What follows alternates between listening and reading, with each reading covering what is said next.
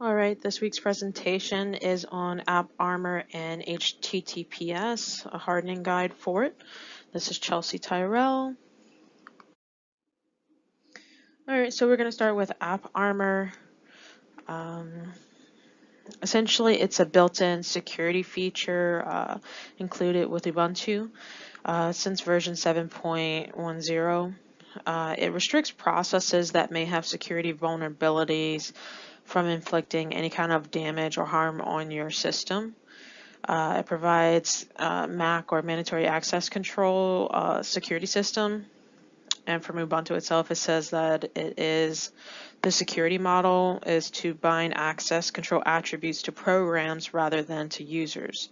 And the way that AppArmor accomplishes this is by creating profiles for programs to restrict the processes, what it's allowed to do.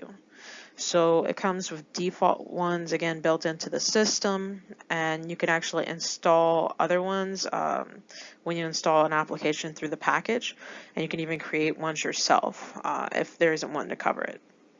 So the way that you would actually view this, which ones are installed, and you would go to the sudo AppArmor_status command, and it'd show you all the ones that are running by default, any installed profiles, and any confined processes.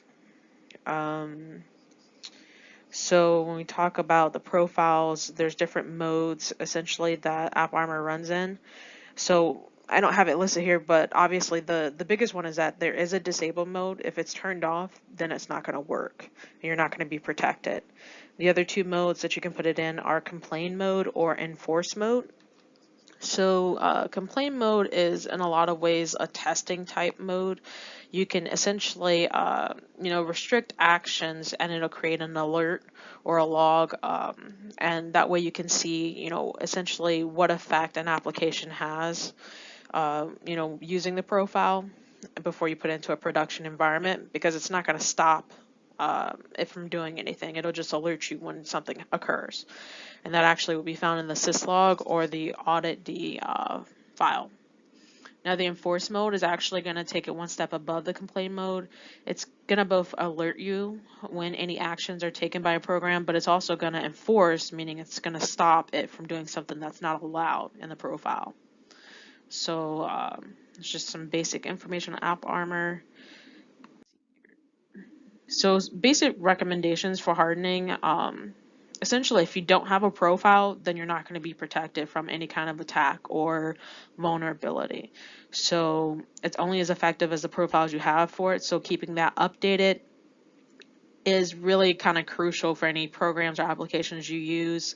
It's also path-based, so meaning, depending on where the program is stored within your system, that's how it's going to, manage the profiles and make sure those restrictions are up to date. So just make sure that when you update apps that you're doing that as well as far as the profiles. Another thing here to note is that it is a clear text file that can be updated. Obviously, we said before that you can, view the profiles, install new ones, and then create your own.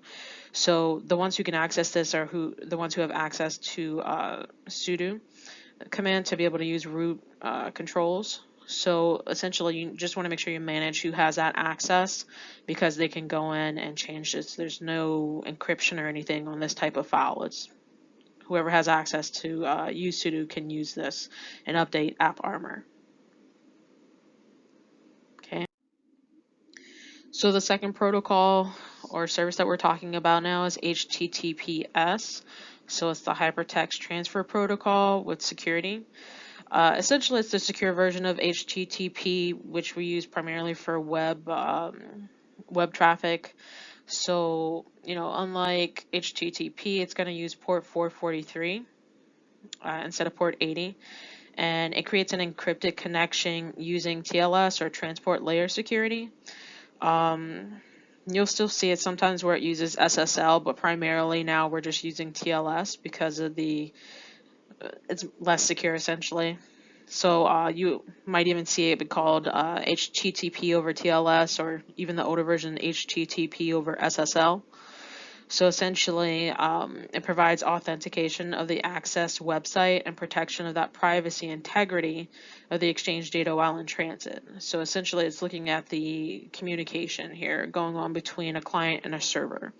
So when you think about transport layer security, it uses symmetric cryptography, and it establishes that connection, very similar to a HTTP handshake. It's going to do a TLS handshake if you're using that specific one. And again, it creates that secure connection so that all information relayed is encrypted and no one can essentially intercept that communication. And then that way it helps protect against man-in-the-middle attacks.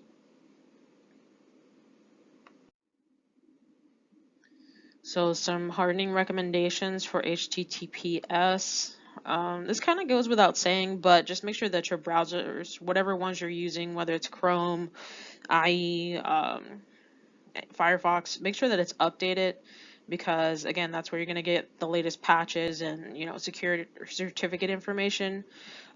So you're also going to be notified. A lot of times browsers will give you an alert saying, hey, there's something about this website you're trying to access that isn't checking out. Either the certificate is expired or there might be some suspected spoofing, and it'll let you know, hey, this is untrusted. Do you want to continue to the site or do you want to go back? And a lot of times if you see this pop up, you always want to go back unless you know it's something that you can trust. There are some situations where I've come across personally that you want to click on that proceed to site anyway, because it's a website that you trust. So the biggest thing with HTTPS is just make sure that you keep the security headers kind of under control depending on your specific use case. So there are, essentially the security headers are, they basically go out with HTTP traffic, and it tells you how you want things to look from the browser standpoint and what things you want to be enforced. So just make sure that a lot of these features are turned on or that they're set to the correct settings so that you're secure in the communication. So one of the headers that you can update is a content security policy. Essentially, that defines which content sources are approved. Essentially, if it's not approved, then it doesn't allow that website or that content to be loaded. There is an option for cross-site scripting protection. You just want to make sure that that's enabled, and it'll help enforce a filter so that you don't have any malicious attacks that way. There is an HTTP strict transport security, and this one's actually really crucial because it essentially forces the connection to be a secure HTTP connection versus just the standard HTTP, which is unencrypted. And it'll help protect you from cookie hijacking as well by making sure that HTTPS is used on all communications. So X-frame options. This is basically going to protect you from clickjacking. So you're not clicking on content that you don't want to, or being taken somewhere else redirected. Public key pens.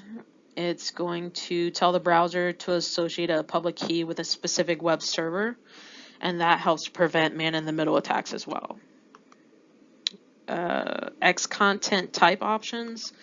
So essentially, this is going to make sure that there's no sniffing on the responses, and that helps to reduce drive-by downloads on a web page or when you're during a connection.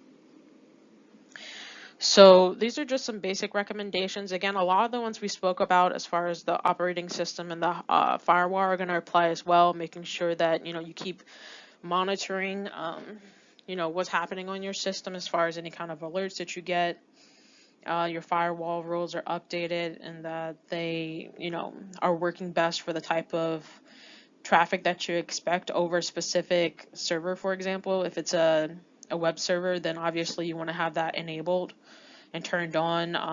More often than not, especially for HTTP traffic, we're really in this age where nobody uses strict HTTP, where HTTPS is the primary, whether it's for financial reasons or just basic browsing, because again, it ensures a secure connection. It's encrypted so nobody can view your history, especially like when you're searching on Google. they can, track your browsing history and things like that. So that's all I got.